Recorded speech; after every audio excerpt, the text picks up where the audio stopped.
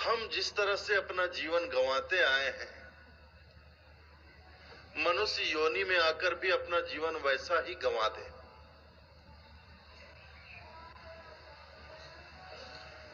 ये एक बड़ी क्रमिक विकास की प्रक्रिया है।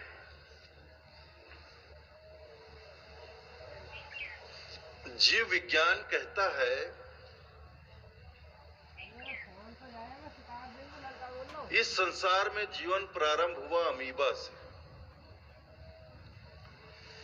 एक कोशिकी प्राणी, एक इंद्रिय प्राणी। फिर विकास की क्रमिक प्रक्रिया चली। हर जन्म में इस जीव ने पिछले जन्म से विकसित योनि को धारण किया।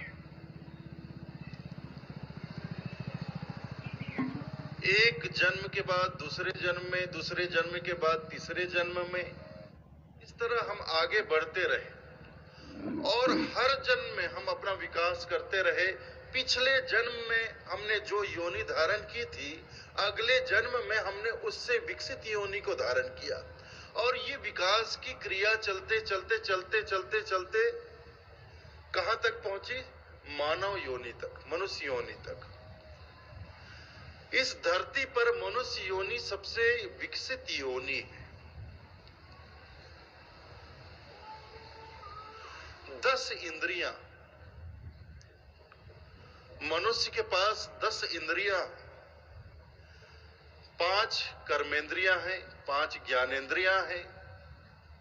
इसके अतिरिक्त मन है, बुद्धि है, विवेक है।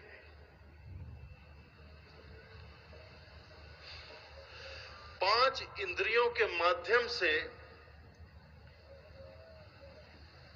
जिसे हम ज्ञान इंद्रिय कहते हैं, ज्ञान प्राप्त करने का कार्य करते हैं, बोध करते हैं। आंख, कान, नाक, जिह्वा और ये त्वचा, ये 5 ज्ञानेंद्रियां हैं। आंख से दृश्य का अवलोकन करते हैं, जो भी दृष्टिगोचर होता है, जो भी देखते हैं, उसका ज्ञान अर्जित करते हैं कि हमने ये चीज देखी, कि हमारी आंखों के सामने ये घटना घटी, हमने इस घटना को देखा। देखकर ज्ञान अर्जन करते हैं। जैसे न्यूटन हुआ, न्यूटन पहला वैज्ञानिक था जिसने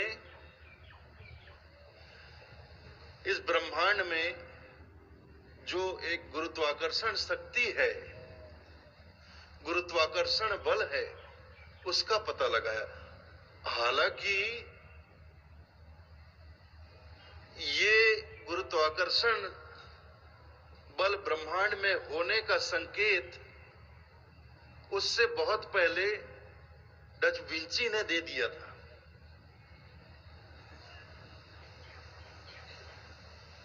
लेकिन विंची ने इसे प्रमाणित नहीं किया था, वो प्रमाणित नहीं कर सका था। लेकिन न्यूटन ने इसे किया। एक दोपहर बैठा था सेब के बाग में, सेब का फल जो होता है उसके बाग में बैठा था, आराम कर रहा था, छांव में बैठकर देख रहा था, वृक्षों को देख रहा था। तभी क्या हुआ, एक सेब का फल टूटा, टूटकर पेड़ से नीचे गिरा।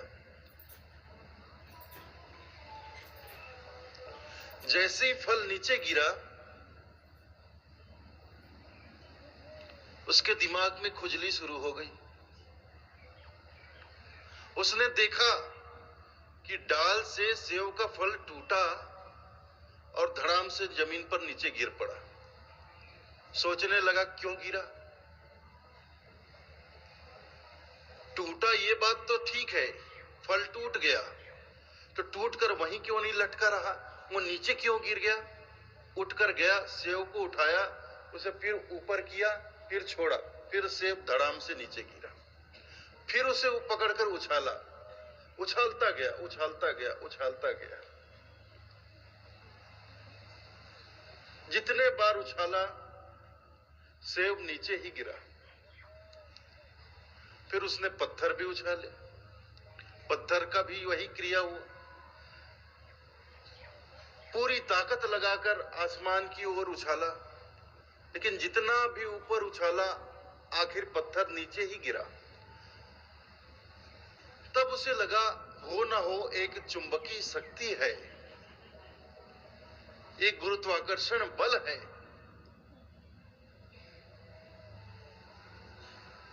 जो किसी भी वस्तु को अधर में नहीं लटके रहने देती। गुरुत्वाकर्षण बल के कारण कोई भी चीज हवा में, वायु में अधर में नहीं लटकी रह सकती, वह धरती पर गिर जाती है। तो देखकर उसे गुरुत्वाकर्षण बल का ज्ञान केवल सुनाई दे जाए, जंगल के किनारे हो, जंगल से कोई आवाज आए, फौरन जान जाते ये सियार की आवाज है, ये कोयल की आवाज है, ये शेर की आवाज है। और अपने जो परिचित होते हैं, हमारे परिवार के सदस्य, हमारे दोस्त यार, वो हमारी नजरों के सामने ना हो,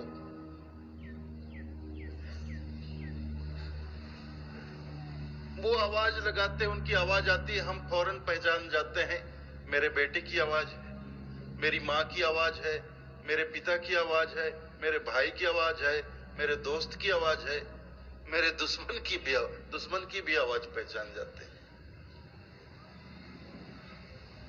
तो कान से ज्ञान अर्जन करते हैं, ध्वनि। नाक सुगंधी या किसी भी प्रकार का गंध हो, सुगंध हो या दुर्गंध हो, कोई खुशबू, इत्र इस्तेमाल करके आए, हम फौरन जान जाते हैं कि इसने परफ्यूम लगाया है गुलाब का, केवड़े का। तो यहां से, नाक से हम गंध का ज्ञान करते हैं। जिह्वा है, जीभ है, उससे स्वाद। कोई भी चीज जीभ में लगाएं, फौरन पता चल जाता है मीठा है, कड़वा है, नमकीन है, तीखा है, फीका है, खट्टा है। तो जीभ से स्वाद ज्ञान होता है, स्वाद का, कि स्वाद कैसा है। और ये त्वचा है, इससे किसी भी पदार्थ को छूकर, किसी भी वस्तु को छूकर, नरम है, कठोर है, ठंडा है, गरम है, तरल है, इसका ज्ञान हो जाता है। छूकर हमें ज्ञान होता है, स्पर्श करके हमें ज्ञान होता है। तो इस योनि में हम 5 इंद्रियों के माध्यम से ज्ञान अर्जन करते हैं, और 5 कर्मेंद्रियां हैं जिसके माध्यम से हम कर्म करते हैं। हाथ, पैर, मुख, लिंग, गुदा। तो कर्म करने के लिए भी हमारे पास 5 इंद्रियां हैं। ऊपर से मन है, मन में बहुत से भाव उत्पन्न होते हैं। जितनी भावना मनुष्य के भीतर जागती हैं, जितनी भावनाएं जागती हैं, इतना और किसी प्राणी के भीतर नहीं जागती हैं।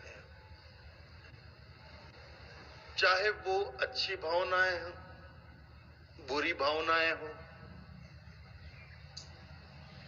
लेकिन बहुत सी भावनाएं हमारे मन में आती हैं, जाती हैं, आती हैं, जाती हैं। मन सोचता भी है। जब भावनाएं जागती हैं, और भावनाएं किस लिए जागती? इच्छा के कारण। हमारे मन में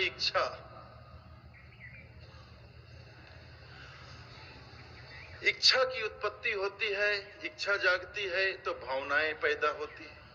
और इच्छा किस लिए जागती है?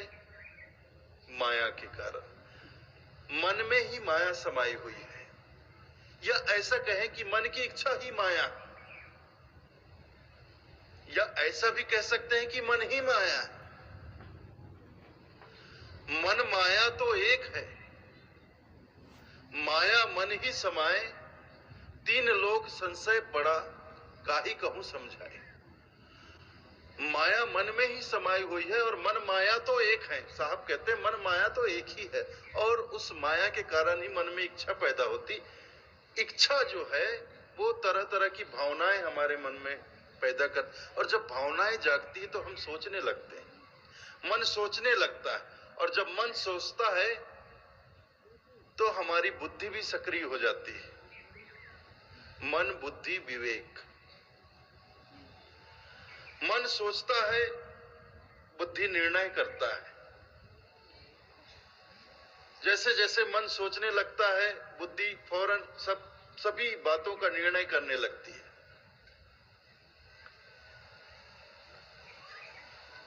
विवेक सही गलत की पहचान करता है। तो ये मनुष्य योनि है, सबसे विकसित योनि। 10 इंद्रियां, मन, बुद्धि, विवेक। लेकिन आश्चर्य की बात है कि मनुष्य योनि से कम विकसित योनि में जब हम रहे पिछले जन्मों में, तब हमने हर जन्म में अपना विकास किया, और पूर्ण विकसित योनि को धारण करने के बाद हम पतनशील हो जाते हैं। मनुष्य योनि में आते ही हम नीचे गिरने लगते हैं। जबकि होना तो ये चाहिए कि पिछले 84 लाख योनियों में हमने हर जन्म में अपना विकास किया, तो मनुष्य योनि के बाद जैसे हम अपना विकास करते करते इंसान बने, तो इस जन्म में एक कदम और आगे बढ़ाएं और इंसान से भगवान बन जाए।